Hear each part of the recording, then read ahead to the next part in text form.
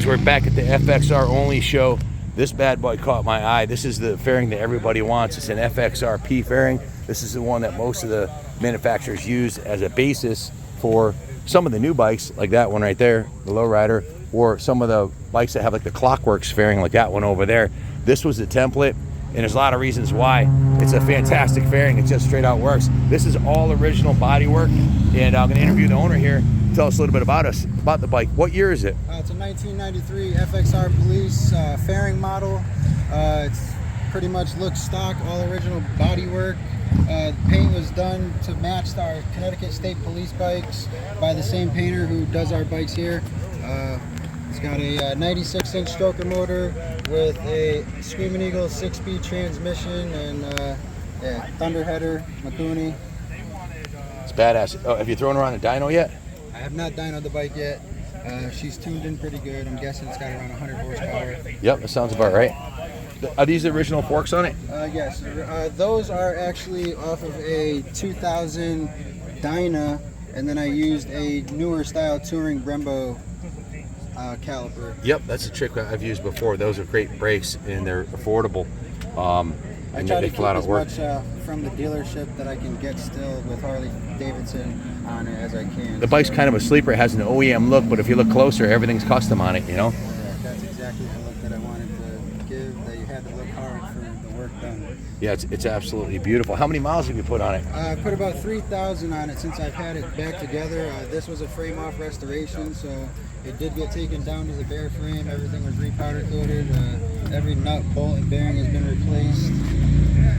Wow, really, really well done. And this, what's the 07 over here? I do all my own work. Nothing is subbed out. Everything's done in my garage at my house in Middletown, Connecticut. You spin wrenches here at Old School?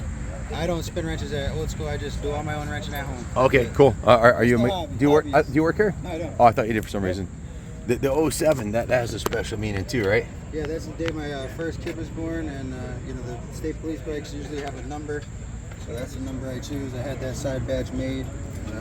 Yeah, I got very cool. The light poles all working.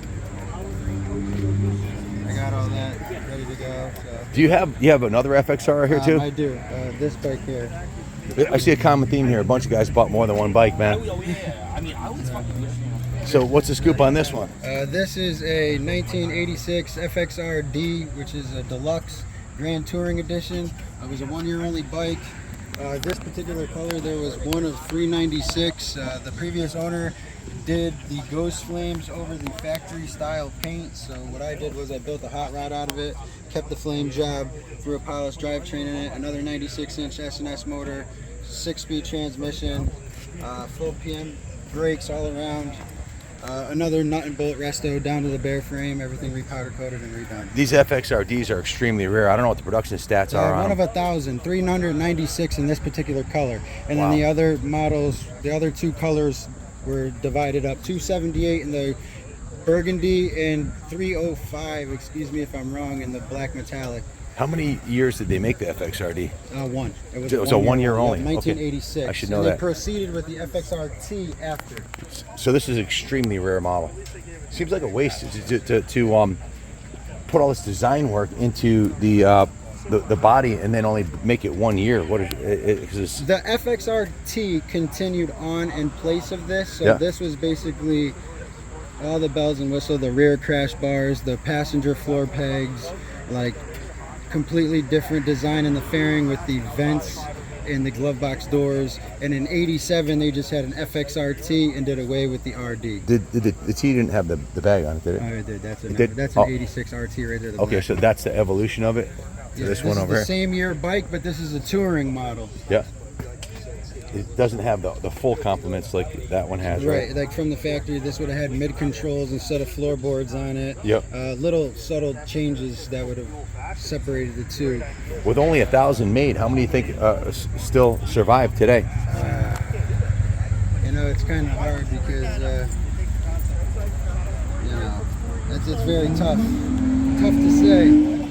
Really cool because, piece. You know, they do pop out of the woodworks. You think they're all gone, and then more pop up. So now, you would hope quite a few are still around. I wonder how many got exported. You know, since this is the most desirable fairing that Harley made from that era, everybody wants this for their FXR. and of course the bags too. That's what we call unobtainium, 1 of 1,000.